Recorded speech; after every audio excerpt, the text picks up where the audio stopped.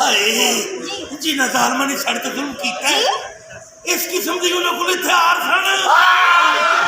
Madam तुसीं घट बोलिया करो क्यों उसको जाके मतलब लाओ ਤੁਹਾਡਾ बोल पाटा है।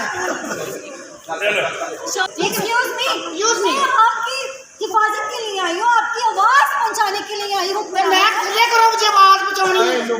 नाज़रीन मुझे लग रहा है कि मुंह में पानी आ रहा है जी। तेरे मुंह में पानी आ रहा है, आपके मुंह में आ रहा है। मेरे तो निकल गया सारा। 5 करोड़ कर दिता ये जुल्म है, ये फ्रॉड है, इन्हां दे खिलाफ कानूनी कार्रवाई होनी चाहिए। अगे एक फाइनल गल कर रही है इस दफा सा बैठा हमने किया ऐसे जाकर देने के लिए मेरी सब कुछ कसूर जरा सिनेमा में याद है। अच्छा इधर आपने एक बात करनी है हम कैमरा अंदर तक लेके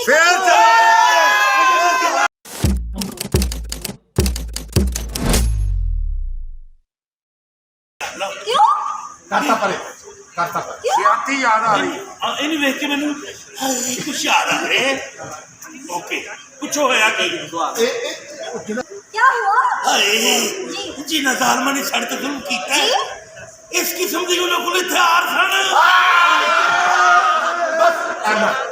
भूल क्यों गई है? जब बंदे थक गए उन्होंने मेरी भैन पे सट्टा चढ़ाता कि मोटे पे चौक के नहर पार करा। Oh my God! अब आपने थोड़ा सा पब्लिक को कहता है 10 दिन देख रहे हैं बेचारों के साथ कितना जुल्म हुआ। अब बेचारों के साथ नहीं के साथ जी नाज़रीन आप देख रहे हैं ख्वाजा सिराओं के साथ कितना जुल्म हुआ। ਇੱਥੇ ਹੁਣ ਤੂੰ ਜਦੋਂ ਲਫ਼ਜ਼ ਖਵਾਜਾ ਸਰਾ ਆਇਆ ਨਾ ਇਹ ਮਾਈਕ ਫੜਿਆ ਤੇ ਸਾਰਾ ਭੇਤ ਖੋਲ ਦੇ उधर जाना मैडम तुसीं घट बोलिया करो। अच्छा नहीं मैडम तुसीं घट बोलिया करो क्यों?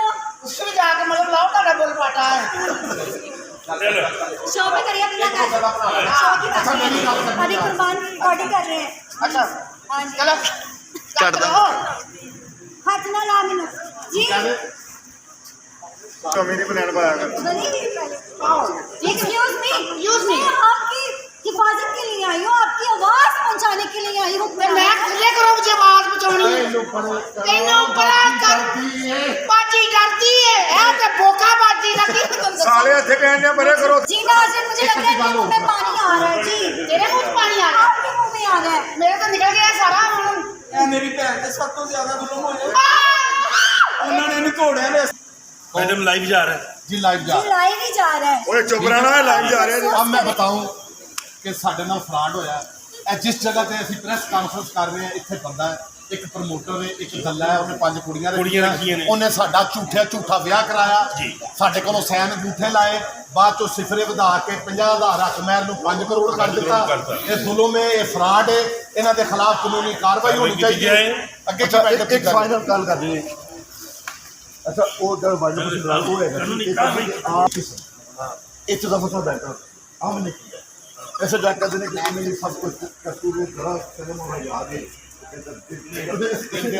अच्छा इधर आपने एक बात आपके साथ है हम कैमरा अंदर तक लेके जाएंगे। ये तो काम कर वो फिर चल हम कैमरा अंदर तक लेके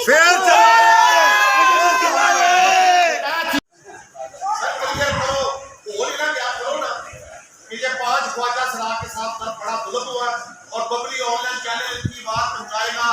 ख्वाजा सरा भी हमारे मुआशरे का हिस्सा है। 2 दफा ख्वाजा सरा को जी नाज़रीन लवली चैनल की तरफ से मैं की आवाज पहुंचाऊंगी आलम डॉक्टर और ख्वाजा सिराओं की कहानी उनकी ज़बानी। हिंदी भी आपका नाम जी आपका नाम? जी मैंने आपका नाम पूछा है। नसीबा शरीफ। नसीबा शरीफ? आपके साथ क्या हुआ?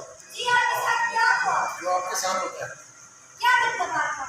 ज्यादती हुई है मैम। ओ फंडाल। जालिम ने ऐसे झटके मारे हैं कि कुछ याद नहीं। जी नाज़रीन आप सुन रहे हैं ख्वाजा। अभी आवाज है मेरा इनकी आवाज की मालूम ना होता है और कुर्बान भी बैठा हुआ है। हाँ जी। आगे चलो आगे आगे पर्सन अच्छा बस एक आगे आगे लंबी 5 कैसी ख्वाजा सरा ने एक फराडिया और उन्हें सानू ख्वाजा सरा बुला के बेचिया बहुत कीता साडे नाल जुल्म है जी तो आपका नाम?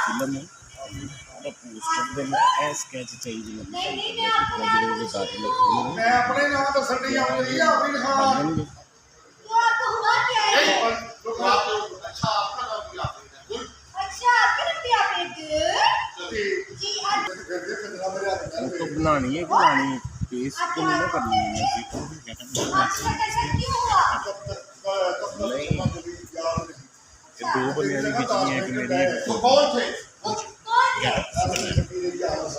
कितने स्टूडियो